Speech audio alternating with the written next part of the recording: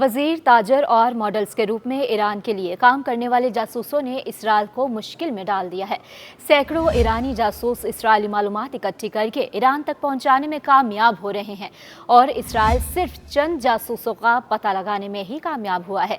تازہ ترین ایرانی جاسوس 35 سالہ اسرائیلی ولادیمیر ورخوفسکی ہے، جس کی گرفتاری کا اعلان اسرائیلی پولیس اور شن بیٹ نے بدھ کو کیا اور بتایا کہ ایران نے اسے ایک اسرائیلی سائنسدان کے قتل کے لیے بھرتی کیا تھا۔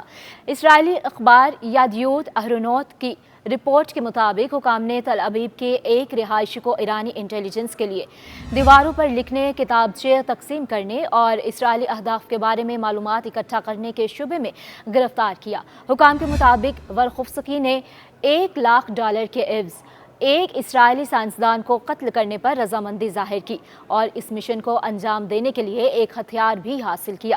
اس سے چند دن قبل اسرائیلی پولیس اور شن بیٹ نے اسرائیلیوں کو بھرتی کر کے اسرائیلی اہلکاروں کو قتل کرنے کی ایرانی کوشش کو ناکام بنانے کا بھی اعلان کیا تھا۔ پولیس اور شن بیٹ نے ایک مشترکہ بیان میں کہا تھا کہ ایرانی انٹیلیجنس سروسز کے ایک انفراسٹرکچر کا انکشاف ہوا ہے جو اسرائیل میں شہریوں کو بھرتی کرنے کے لیے کام کرتا ہے۔ ایک اور ایرانی جاسوس رامات گون شہر کا رہائشی 30 سال کا ولادسلاو وکٹرسن ایک ماڈل کے طور پر کام کرتا تھا۔ اس کو بھی تفتیش کے لیے گرفتار کیا گیا ہے۔ تحقیقات سے معلوم ہوا کہ گزشتہ اگست کے آغاز سے ولادسلاو وکٹرسن مریم ہسی نامی ایجنٹ کے ساتھ رابطے میں تھا۔ ان دونوں کے درمیان سوشل میڈیا نیٹ ورکس کے ذریعے رابطے جاری تھے۔ مزید بتایا گیا کہ تحقیقات کے نتائج کے مطابق ولادسلاو وکٹرسن نے اسرائیل میں ایک شخص کو ختم کرنے اور ایک گھر میں دستی بم پھینکنے پر رضامندی ظاہر کی تھی۔ اس کے بعد اس نے ہتھیار حاصل کرنے کا کام کیا۔ اس نے سنائپر رائفلیں، پستول اور دستی بم حاصل کیے۔ تحقیقات سے یہ بھی پتہ چلا کہ وکٹرسن سے اور اس کی گرل فرینڈ اینا برسٹن سے مبینہ جاسوسی کی سرگرمیوں سے متعلق معاملات میں پوچھ گچھ کی گئی۔ تحقیقات سے پتہ چلتا ہے کہ وکٹرسن پر $5,000 کے عوض ٹیلی کمیونیکیشن انفراسٹرکچر اور ATM کو سبوتاژ کرنے کے ساتھ ساتھ جنگل میں آگ لگانے کا الزام عائد کیا گیا ہے۔ اس رابطے کے ایک حصے کے طور پر وکٹرسن نے مبینہ طور پر ایرانی ایجنٹ کی نگرانی میں مختلف مشن انجام دیے۔ گزشتہ ستمبر میں شن بیٹ نے ایرانی پاسداران انقلاب اور اس کے انٹیلیجنس کے ساتھ تعاون کے الزام میں 72 سالہ اسرائیلی تاجر موتی مامان کو اسقلان قصبے سے گرفتار کرنے کا اعلان کیا تھا۔ اسرائیل ہیوم کے مطابق ایک الگ کیس میں اسقلان کے رہائشی موتی مامان کو اگست 2024 میں انٹرنل سیکیورٹی سروس شن بیٹ اور اسرائیل پولیس کے درمیان مشترکہ آپریشن میں گرفتار کیا گیا تھا۔ مامان کو بھتہ خوری اور ٹیکس چوری جیسے جرائم پر 5 سزائیں سنائی گئی تھیں۔ الزامات کے مطابق اسرائیلی یہودی تاجر طویل عرصے سے ترکیہ میں مقیم تھا، جس کو ایرانی انٹیلیجنس ایجنٹوں نے بھرتی کیا تھا۔ اس نے مبینہ طور پر ترک ثالثوں کے ذریعے ایران میں مقیم ایک تاجر سے ملنے پر رضامندی ظاہر کی تھی۔ اس مقصد کے لیے مامان نے ترکیہ میں سمنگاد کا سفر کیا، جہاں اس نے تاجر کی جانب سے بھیجے گئے نمائندوں سے ملاقات کی۔ تینوں نے تاجر کے ساتھ ٹیلی فون پر بات چیت کی۔ یہ تاجر ایران چھوڑنے سے قاصر تھا۔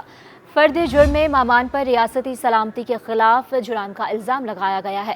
اس پر غیر ملکی ایجنٹ سے رابطہ کرنے اور بغیر اجازت کے دشمن ملک میں داخل ہونے کے الزامات بھی عائد کیے گئے ہیں۔ اسرائیلی اخبار یادیوت اہرونوت نے اس سے قبل مامان کے بارے میں معلومات کا انکشاف کرتے ہوئے کہا تھا کہ انہیں اہم اسرائیلی شخصیات کو نشانہ بنانے کے لیے قتل کرنے کی ذمہ داری سونپی گئی تھی۔ ان شخصیات میں اسرائیلی وزیر اعظم نیتن یاہو، وزیر دفاع یو گلانٹ اور شن بیٹ کے سربراہ رونن بار شامل تھے۔ اسرائیل ہیوم کا کہنا ہے کہ 2022 میں اسرائیل میں ایرانی تارکین وطن میں سے جاسوسوں کو بھرتی کرنے کی ایرانی کوششوں کا ایک پیچیدہ مسئلہ سامنے آیا تھا۔ اس کارروائی میں رامبو نامدار کے نام سے ایک جعلی فیس بک اکاؤنٹ استعمال کیا گیا جو خود کو ایک متعلقہ ایرانی یہودی ظاہر کرتا تھا۔ اسرائیل کی طرف ہجرت کر کے اس اکاؤنٹ نے درجنوں لوگوں سے رابطہ کیا۔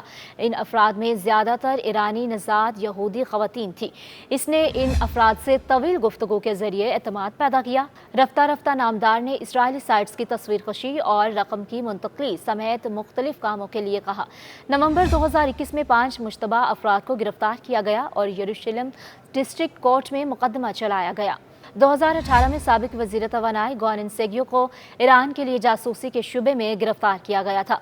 1990 की दहाई में इसराइल में वज़ीर के तौर पर खिदमत अंजाम देने वाले सेगियो को खतरनाक जासूसी और दुश्मन को मालूमात फराहम करने का मुजरिम करार दिया गया था। इसे नाइजीरिया में ईरानी सफारत खाने ने भर्ती किया था और इसने स्ट्रेटेजिक सहूलियात, सिक्योरिटी सिस्टम और इसराइली हुकाम के बारे में मालूमात फराहम की थी। सेगियो को बिल आखिर एक दरखास्त के मुआहदे के तहत 11 साल कैद की सजा सुनाई गई थी। 1997 में एक इसराइली ताजर नाहोम मामबार को ईरान के साथ ताल्लुकात बरकरार रखने के शुबे में गिरफ्तार किया गया था। मामबार को ईरान को एसाबी गैस की पैदावार के राज फरोख्त करने के बाद दुश्मन की मदद करने का मुजरिम करार दिया गया था। इसराइली हुक्म के मुताबिक शायद सबसे ज़्यादा चौंका देने वाली बात यह है कि नवंबर 2021 में वज़ीर दिफा बेनी गेंट्स की रिहाइशगाह पर काम करने वाले इसराइली शहरी उमरी गौरीन पर जासूसी का इल्ज़ाम भी लगाया गया था। तहकीकात में इंकशाफ हुआ कि उमरी गौरीन ने अपनी गिरफ्तारी से कुछ देर कबल सोशल मीडिया के जरिए ईरान से मुंसलिक एक शख्सियत से रब्ता किया। इसने वज़ीर के घर पहुंचने का फ़ायदा उठाते हुए मुख्तलिफ तरीक़ों से मदद की पेशकश की। दीगर चीज़ों के अलावा इसने ईरान से मुंसलिक हैकिंग ग्रुप ब्लैक शैडो के एक नुमाइंदे को मशवरा दिया कि वो माली मुआवजे के बदले में USB डिवाइस के ज़रिए वज़ीर के कंप्यूटर पर मालवेयर लगा सकता है।